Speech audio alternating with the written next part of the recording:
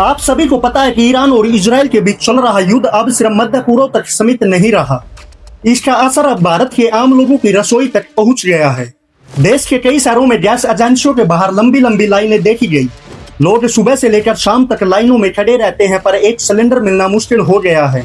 कुछ जगहों पर हालात इतने ज्यादा खराब हो गए हैं कि महिलाएं बेहोश हो गई हैं और उत्तर प्रदेश के प्रयागराज में एक 60 साल के व्यक्ति की जान चली गई।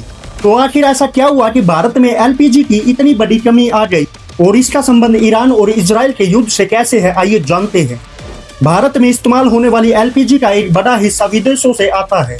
आंकड़ों के अनुसार हमारे देश में 60% एलपीजी की सप्लाई बाहर से आती है। ये गैस मुख्य रूप से सऊदी अरब, यूएई, कतर और कुवैत से आती है। इन देशों से एलपीजी लेकर आने वाले जहाज एक बहुत ही महत्वपूर्ण रास्ते से आते हैं, जिसका नाम है स्ट्रेट ऑफ हॉर्मुज। यह समुद्री रास्ता दुनिया के सबसे महत्वपूर्ण तेल और गैस मार्गों में से एक माना जाता है, लेकिन इसकी चौड़ाई बहुत कम है।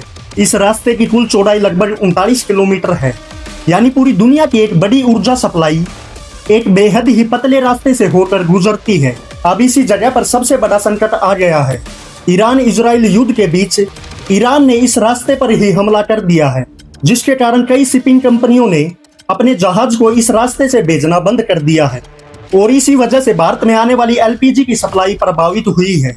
सप्लाई कम होते ही देश के कई हिस्सों में गैस की कमी महसूस होने लगी है। इसका असर कीमतों पर भी दिखाई दे रहा है। घरेलू गैस सिलेंडर की कीमत में लगभग 60 रुपए तक की बढ़ोतरी देखी गई, जबकि कमर्शियल सिलेंडर करीब 115 रुपए तक महंगे हो गए हैं। लेकिन असली समस्या सिर्फ कीमत नहीं है, बल्कि गैस मिलने में देरी भी बड़ी समस्या बन गई है। कई जगहों पर अगर किसी को एक बार गैस सिलेंडर मिल गया तो अगली बुकिंग करने के बाद 25 से 45 दिन की देरी पर मिलेगा। देशों के कई राज्यों से ऐसी तस्वीरें बाहर निकल कर आई है, जहां गैस एजेंसियों के बाहर लंबी लाइनें लग जाती हैं। लोग घंटों से धूप में खड़े हैं, लेकिन कई बार नंबर आने से पहले ही सिलेंडर खत्म हो जाता है। 12 मार्च को उत्तर प्रदेश के प्रयागराज में एक दर्दनाक हादसा सामने आया। यहाँ 60 साल के रामेश्वर प्रसाद गैस की लंबी लाइनों में खड़े थे। लंबे समय के इंतजार और गर्मी के कारण वह बेहोश हो गए। उन्हें तुरंत हॉस्पिटल ले जाया गया, लेकिन रास्ते में ही उनकी मौत हो गई। इसी तरह कई जगह पर गर्मी और भीड़ के कारण महिलाएं बेहोश हो गई। लंबी लाइनें और कम सप्लाई मिलने की वजह से एजेंसियों के बाहर लोगों के झगड़े देखे गए। ऑनलाइन बुकिंग प्लेटफॉर्म पर भी स्थिति ठीक नहीं है। कुछ रिपोर्टों के अनुसार ऑनलाइन प्लेटफॉर्म पर भी gas cylinder out of stock दिखा रहा है। तेलंगाना में तो इतनी ज्यादा बुकिंग हो गई है कि गैस बुकिंग से जुड़ा ऐप कुछ देर के लिए क्रैश हो गया। जहां एक तरफ आम लोग लंबी लंबी लाइनों में खड़े हैं, वहीं दूसरी तरफ कुछ लोग इस संकट का फायदा भी उठा रहे हैं। कई जगहों पर कालाबाजारी की खबरें देखी गई। कुछ लोग एक गैस सिलेंडर को 2500 से 3000 तक बेच रहे हैं। इस संकट का असर सिर्फ घरों तक सीमित नहीं, बल्कि होटल और रेस्टोरेंट इंडस्ट्री भी इससे बुरी तरह प्रभावित हो रही है। दिल्ली, बेंगलुरु, कोलकाता और चेन्नई के कई छोटे बड़े होटल बंद हो चुके हैं। लेकिन इस पूरी स्थिति में सबसे ज्यादा तकलीफ उन लोगों को हो रही है जो रोज कमाते हैं और रोज खाते हैं, जैसे सड़क के किनारे चाय बेचने वाले, समोसे और पकोड़े बेचने वाले, या फिर ठेले और रेहड़ी लगाने वाले छोटे व्यापारी।